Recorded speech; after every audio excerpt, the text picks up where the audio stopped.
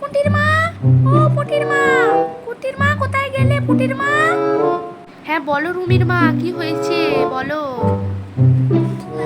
ভালো আছো তো? এতদিন কোথায় ছিলে? আর বলো না, পায়ের ব্যথাটা বড্ড বেড়েছে, টিকতে পারছি না জাস্ট। এই দেখো আমার মেয়ের রেজাল্ট, কত নাম্বার পেয়েছে দেখো দেখো। কই কই দেখি রেজাল্টটা, দেখি ওর, দাও। বাহ, হ্যাঁ নাও দেখো আমার মেয়ে কত পেলো। 85% নাম্বার পেয়েছে আমার মেয়ে। তোমার মেয়ে কত পেয়েছে? কত? বাহ, ভালোই নাম্বার পেয়েছে, বাহ। আমার মেয়ের কথা আর বলো না। তোমার মেয়ে কত পেলো দেখি, দাও দাও।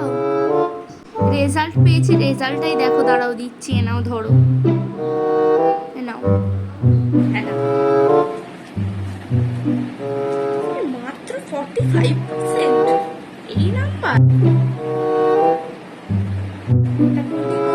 পুটিকে একটু ডাকো, পুটি পুটি পুটি। ওই মহারানীর এখন আসার সুযোগ হলো।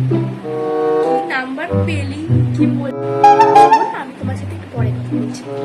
হ্যাঁ কাকিমা বলো, কি জন্য ডাকছিলে? এই মহিলা সারাক্ষণ খালি আমার নামে নালিশ করে আমার মায়ের কাছে। আর কিছু বলার নেই আমার,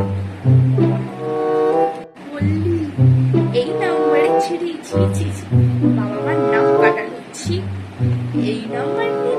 শিলাদি, মেয়েটাকে এবার ঠিকঠাক মানুষ করো।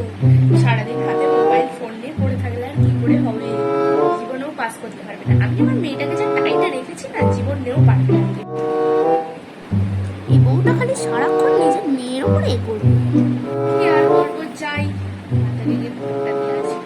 যাই। হ্যাঁ আমার মেয়েটাকে ফোনটা দিতে হবে, আসছি পরে একদিন।